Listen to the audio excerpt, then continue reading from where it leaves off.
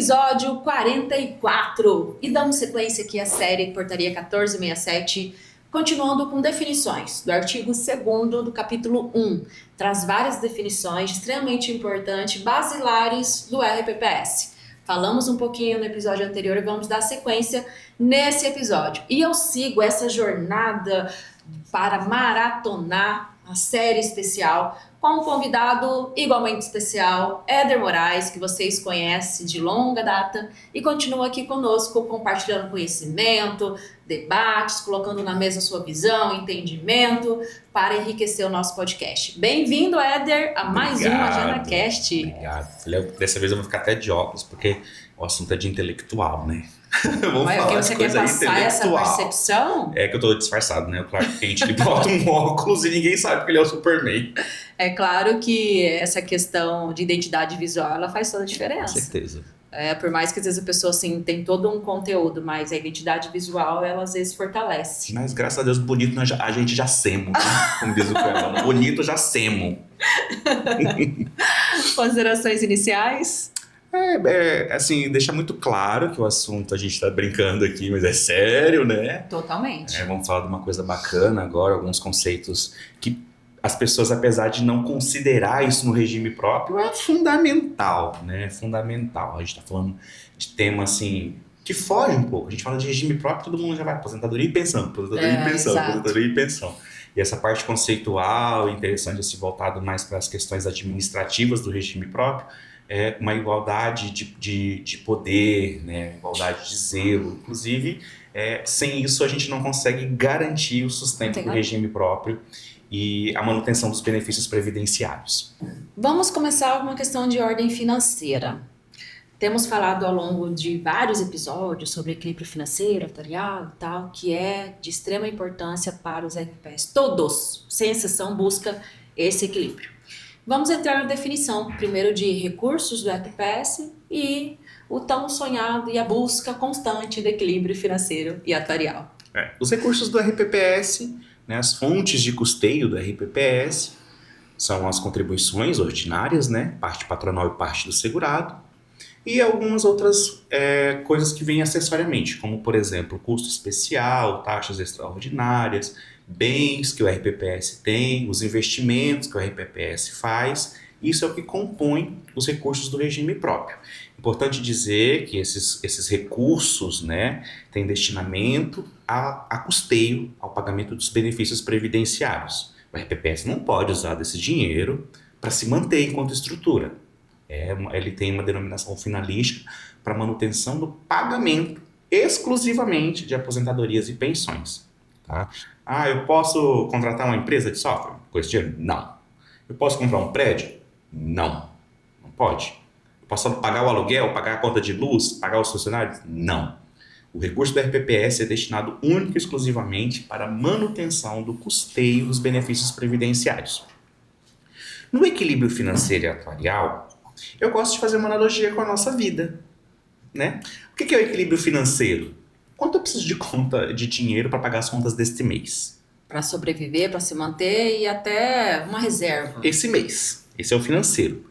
O atuarial é uma projeção futura, né? Então, no RPPS, o equilíbrio financeiro o financeiro que diz quanto eu vou pagar esse ano, né? Eu tenho dinheiro para passar o ano, o que está entrando é suficiente para quitar o que está saindo? E o atuarial é a projeção de futuro, né? Será que eu vou ter dinheiro para custear os benefícios previdenciários lá em 2030, em 2040, em 2050? Aí entra a reavaliação atuarial, o estudo atuarial, né? São várias denominações, mas que no final tem o mesmo resultado. Obrigatório, por força de lei, 9717, né? Já prevê esse estudo atuarial, e ele vai trazer essa projeção do equilíbrio. Quando há um déficit financeiro, quer dizer que eu devo mais do que eu tenho em caixa. Isso é o momento. É o retrato do meu momento. Estou no vermelho. O atuarial é quando eu tenho dinheiro para pagar as contas do ano, aqui do mês, mas eu estou vendo que lá em 2030 meu caixa está apertado. Eu não vou conseguir. Aí é o momento onde entra aportes, né? A instituição de taxa especial, Segregação custo de especial. massas, que é as Exatamente. questões para equacionamento do déficit. O equacionamento do déficit, como você colocou, a segregação da massa, eu pego meus servidores, faço um corte, óbvio que não é uma coisa no olhômetro, no Não, tem que ter um achômetro, estudo né? para definir, inclusive, a data do A data corte. corte, se a data corte dos inativos será a mesma dos efetivos, dos pensionistas, né? E aí eu vou fazer esse corte aqui e eu separo, né? Então eu tenho um fundo aqui deficitário, né? Onde eu gasto muito mais do que eu recolho. Então aqui eu entro num aporte mensal, quem paga é o tesouro tem que estar aportando mensalmente um valor lá. E eu tenho o meu fundo previdenciário, um capitalizado, onde está entrando recurso.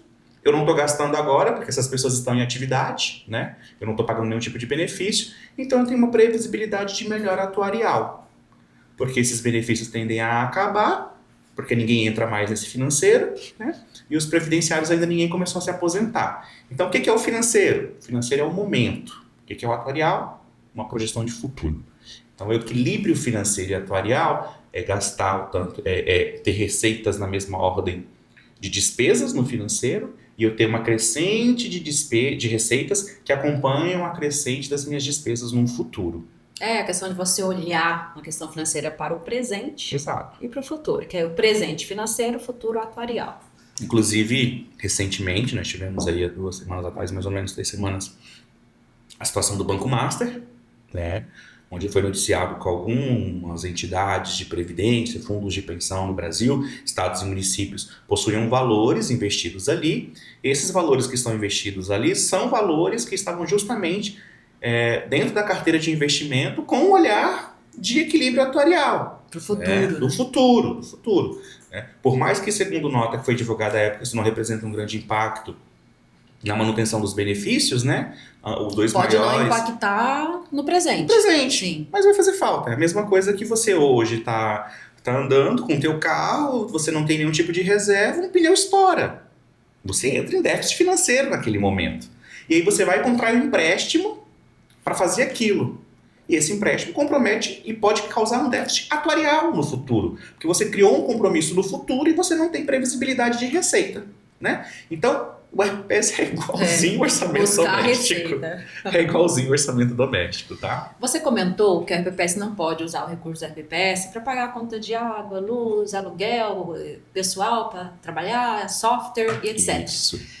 E aí lá no inciso 16 do artigo 2º traz a definição de taxa de administração, que é para fazer frente a isso. Explica como funciona essa taxa de administração. Perfeito. Isso daí a gente pode trazer para o nosso cotidiano também. O que é a taxa de administração? O RPPS possui até 2%.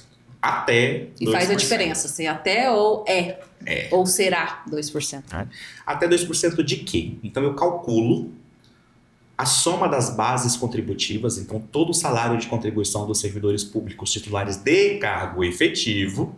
Então eu tenho X, então quer dizer que a base lá é X. Desta base eu tenho até 2% que eu posso utilizar a título de taxa de administração.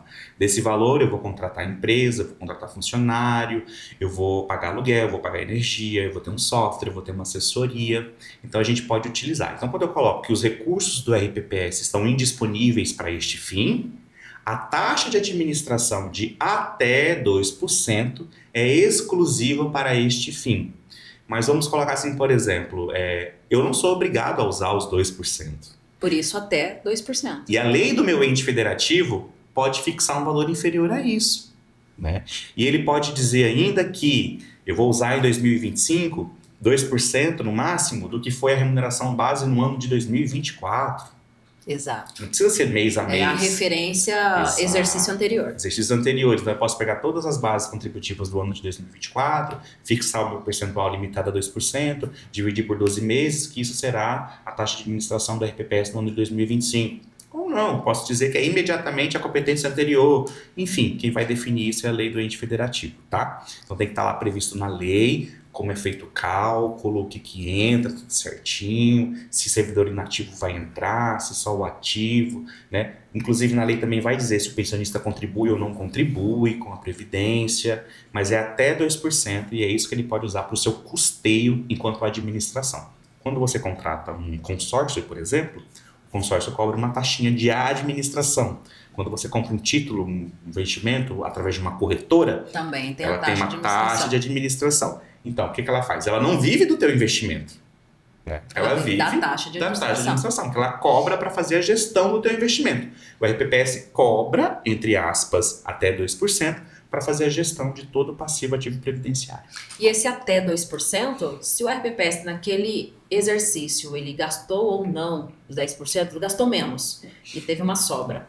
Essa sobra ele leva para o exercício anterior. Então vai ser até 2% do exercício anterior mais a sobra do exercício anterior. Então acaba somando. Quando diz na legislação que será 2%, e aí, se ele utilizou ou não os 2%, será apenas aqueles 2% do exercício, não leva nenhum tipo de sobra para o exercício seguinte. Então, essa diferenciação do português, da palavra inserida ali no artigo da legislação da RPPS. E da mesma forma também que ele pode, assim como acontece nos governos, né?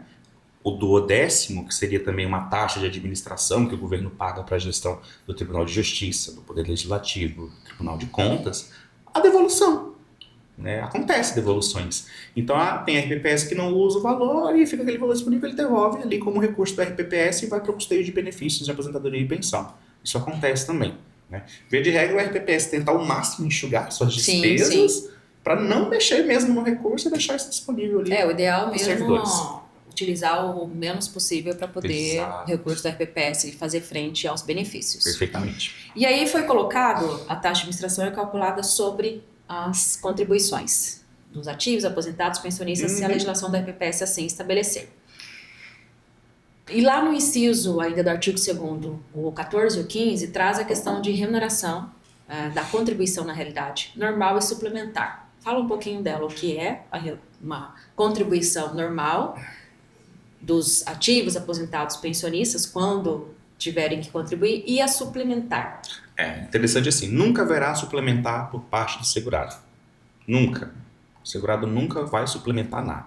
A dele é sempre a ordinária. A suplementar é uma coisa extraordinária. É os 14% e ponto. 14% ou dependendo se for também, progressivo se quando não há déficit atuarial. Tá? A suplementar já vem quando há um déficit atuarial. Quando o Estado faz um estudo, a gente faz um estudo atuarial, o RPPS faz esse estudo atuarial e projeta-se um déficit atuarial, entra-se uma suplementar. Pode também ser considerado o aporte, né? O que é o aporte? Eu tenho meu fundo ali, meu fundo é deficitário, eu tenho 1 milhão em folha, recolhi 500 mil. O Estado vem e aporta mais 500, mais meio milhão.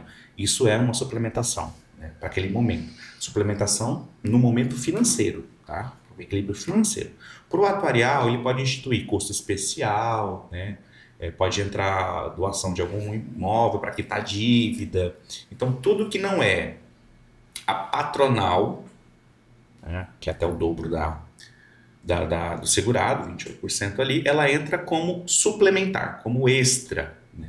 Mas ela só entra em casos de desequilíbrio atuarial, de déficit atuarial. Quando não há déficit atuarial, não há que se falar em suplementação. Ou quando não há um fundo deficitário, né, que ele não consegue pagar a própria folha, aí não há que se falar em suplementação. Muito bem conceituado. Nenhuma consideração a fazer por esse termo. Como se diz no Nordeste, é prego batido e ponta virada, tá feito. Exatamente. Vamos avançar. No inciso 30, ele traz a questão do CRP. Falamos muito de CRP, principalmente lá no episódio 42, sobre o pró-regularidade, que visa essa regularização, e o CRP também visa essa regularização, e o CRP visa atingir o equilíbrio financeiro atuarial, que nós já falamos e tal. Mas explica um pouquinho o que é o CRP e o que ele abrange. Eu até fui questionado pelos meninos aqui da nossa produção o que seria o CRP. Eu falei, você tá falando de quê? Porque eu tenho um comprovante de rendimentos pagos, né? Que chamam de CRP que chama de CRP e eu tenho. E o CRP do RPPS. Exato, meu certificado de regularidade previdenciária. Inclusive, o certificado de regularidade previdenciária, um dos quesitos dele é a lei do ente federativo instituindo o RPPS, uma lei válida. O RPPS, a unidade gestora, que nós já falamos no episódio anterior. São os critérios, né? Eu convido o pessoal a voltar um pouquinho também a olhar isso do pró-regularidade para se lembrar, mas são critérios que o RPPS e o ente federativo têm que cumprir em conjunto para que eu emita um certificado que atesta uma regularidade previdenciária. Eu estou dizendo, você está apto a receber recursos da União, você está apto a contratar empréstimo, né? Você não está no Serasa, do RPPS. Então o CRP ele vem para isso, né? Ele certifica, é uma certidão de que não constam irregularidades, não só financeiras, tá? Como também irregularidades de gestão, de legislação, não é só obrigação financeira. Então quem sofre quando não há um CRP? O município, né? O Estado. Quem é o município? Quem é o Estado? Somos nós. Não é só o servidor público, Exatamente. Não é só o servidor público, não. Já pensou uma prefeitura, o Estado não poder receber recursos da União? Porque não poder fazer empréstimo, não poder celebrar convênios. Exatamente. Então o CRP ele é muito importante na administração pública e eu acredito que o Pró-Regularidade até, que foi o objeto do podcast com o Carlos e a Ruth, ele vem justamente para tentar diminuir um pouco a questão da judicialização, né? Sim, Muita judicialização de CRP. A maioria dos RPPs, o 200 federativo tem CRP Mas judicial. as últimas decisões, inclusive da STF, que tornou o CRP constitucional, vem nesse sentido, porque a maioria das argumentações para obter o CRP judicial é porque era inconstitucional, ou alegava a inconstitucionalidade. E, sendo constitucional, também acaba inibindo um pouco, pelo menos a argumentação nesse ponto. E o Pró-Regularidade também vem de encontro a essa questão, porque eu estou aqui te oportunizando a regularizar o RPPS, que já vem de anos e anos com o CRP que judicial, é a parte mais difícil. Que já virou uma bola de neve nas contribuições e tal, e agora a possibilidade de regularizar. E o CRP também é um cerne central nesse ponto do pró-regularidade. Exato, né? E aí, junto com essas questões, tem os envios demonstrativos ao CADPREV, toda uma sequência, né? Passa de 14. Os conselhos, tem uma série de requisitos lá, na 9717, inclusive, traz também esses requisitos. E aí a instituição do próprio CRP, né, que foi com a 3788 lá em 2021, que foi um marco, inclusive, para os RPPS. Então, e já falamos sobre isso também em episódios anteriores. Ele é um nada consta, você não está no Serasa não, tá limpo, vai lá, pode contratar, pode combinar, pode receber. Cumprindo com todas as obrigações, está em dias. Como eu disse, volto a dizer, isso não é para o regime próprio, isso não é para o servidor público, isso é para o município, isso é para o Estado. E aí a gente voltando no episódio anterior, que eu falei que quando a 1467 falava de agente federativo da União que não se aplicava, é que como que a União vai atestar que ela não deve, né? Então a União ela está isenta, vamos assim dizer, dessa regra de CRP e tudo mais. Ok, para fechar a última pergunta do nosso podcast, o artigo 2º ele tem lá 2 parágrafos. Um parágrafo versando sobre a instituição do RPPS e outro sobre a entrada em vigor desse RPPS. Fala para nós um pouquinho sobre esse conceito, até do nosso público saber. Nós já conceituamos o que é RPPS, unidade gestora, etc., criada mediante lei, o RPPS, a unidade gestora, e como que é instituído e depois, ok, a lei foi publicada, mas entra em vigor quando? Exato. É importante dizer que o RPPS hoje não nasce mais. Né? Não é mais possível criar RPPS, exatamente. Acabou com isso. Inclusive, nós criamos o último no apagar das luzes. Né? Criamos o último RPPS. Então, não se cria mais RPPS porque a emenda constitucional vedou a criação de novos regimes. Exato. Mas, para se criar o RPPS e para se extinguir um RPPS, o prefeito ou o governador não pode simplesmente editar um decreto, uma portaria e falar, não, tá aqui, pá. Não. Tem que ter uma lei que tem que ser aprovada pelo legislativo e sancionada pelo chefe do executivo. Sem projeto de lei, sem lei tramitada, sem lei aprovada, não há RPPS. A extinção é a mesma coisa. E para a entrada em vigor, aí eu vou respeitar os parâmetros de toda a legislação. Na própria lei, a própria norma vai dizer quando ela entra em vigor. Então essa lei vai conter a criação do RPPS, a estrutura que o RPPS vai ter que seguir, não só quem é o beneficiário, quem é o segurado, qual é a regra, toda a parte administrativa, a forma de custeio, né, é simples, é capitalizada, a questão do equilíbrio financeiro atuarial, as alíquotas de contribuição, a gestão, os conselhos, tudo tem que estar na estrutura dessa lei. Tá? Então não é uma lei simples, não é vou criar uma lei, vou copiar aqui do RPPS e está aqui. Não. A lei ela tem que ter passado por um processo de elaboração importantíssima, né? As consultas públicas que sempre foram feitas. As audiências públicas também são importantes. E eu posso ter uma outra legislação como referência, mas não Ctrl+C, Ctrl+V, isso é essência. Então hoje ainda eu tenho leis que alteram o RPPS. Mato Grosso recentemente saiu de autarquia para fundação. Né? Então isso ainda é possível, mas também é por força de lei. E na extinção de um RPPS também, eu acredito que a maioria do nosso público sabe, porque é a maioria do RPPS, mas eu não vou acabar com o RPPS do dia para a noite, né? De forma alguma. Enquanto tem que ser houver- através da legislação. Através de legislação. E enquanto houver um segurado ativo, um beneficiário ativo, esse RPPS não é declarado extinto. Em extinção. E nós falaremos também disso um pouco mais adiante na portaria Então, 1467. Vamos entrar em detalhes. Vamos entrar em detalhes. Então ele é criado e ele é extinto por força de lei. E essa vigência é o que está na norma. A própria norma vai determinar quando entra em vigor essa decisão que foi ali aprovada pelo Legislativo e sancionada pelo Executivo. Pode observar que, apesar de ser conceitual, inclusive no episódio anterior e nesse, sempre tem uma coisa que puxa a outra, que está conectada ali, né, do RPPS e que acaba fechando até uma ideia bem maior do que só o conceito em si. Sim. Do que só olhar, por exemplo, o que é RPPS. Você pode ver que... É muito frio só o que Exatamente. né? As pessoas vão conseguir compreender melhor. E até faz a conexão, né? Essa conexão analogia acaba e facilitando tal, o fica entendimento. Sim, Show com de bola. certeza. E para fechar o nosso podcast de hoje, com o quadro Agenda Coffee. Você agendou para tomar um coffee, ou um cappuccino, um chá, que seja, com alguém. Quem é essa pessoa que você gostaria de conversar um tema sobre RPPS e discorrer, ficar horas e horas debatendo um assunto? Que assunto seria esse? Olha, eu sempre fui muito assim para a parte da concessão do benefício e tal, né? Mas eu tô assim bastante encantado, né, com as transformações que a gente vem implementando no nosso software, principalmente voltado para a inteligência artificial. Então hoje, assim, não seria uma pessoa específica, mas eu gostaria de várias pessoas, né? Eu não vou citar nomes aqui para não falar depois que eu estou escolhendo alguém, mas eu gostaria de sentar com alguns dirigentes de regime próprio e que, de preferência, sejam pessoas que estejam um pouco envolvidas no contexto de IA.